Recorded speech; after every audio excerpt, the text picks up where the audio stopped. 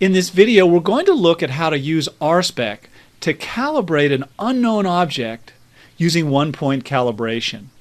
Now, you start your evening off by imaging an object that you can identify the features on and calibrate. In this case, we're using Vega. Once we have the image on the screen, we click the Calibrate button and identify two features. Now, this is the star, so that's 0 order. And the second point, we use a known feature on the object. This is a hydrogen bomber line 4861. So we've just done our calibration. Now the key here is that we now know the dispersion of our setup in angstroms per pixel.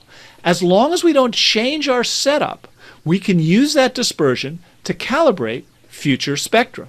Let's take a look. Here's supernova 2011 FE.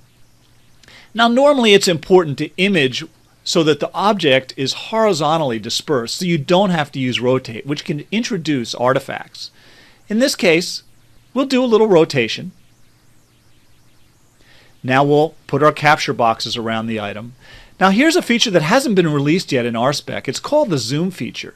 Now watch how I adjust my lines, how the profile on the right in real time improves.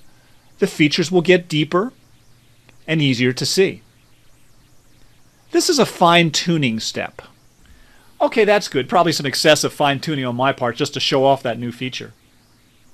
Now let's calibrate. Now we don't know anything about the features of this object, but we can use one-point alignment because we know the dispersion of our apparatus because we haven't changed it since we calibrated on that Vega.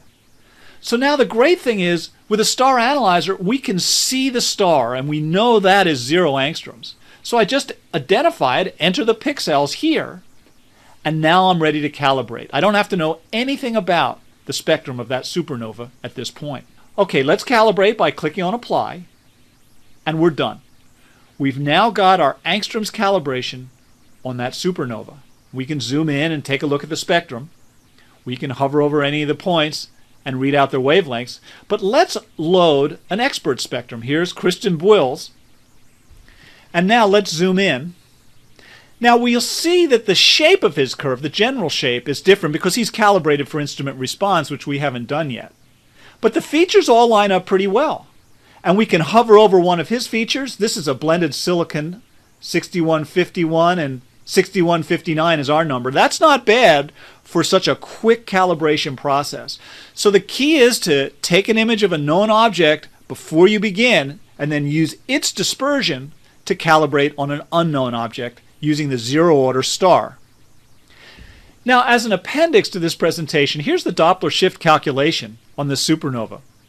Now, this ionized silicon is actually a blended feature.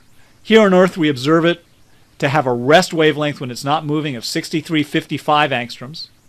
We just saw from Buil's spectra, as well as the one we calibrated, that we observed it at about 6150 angstroms.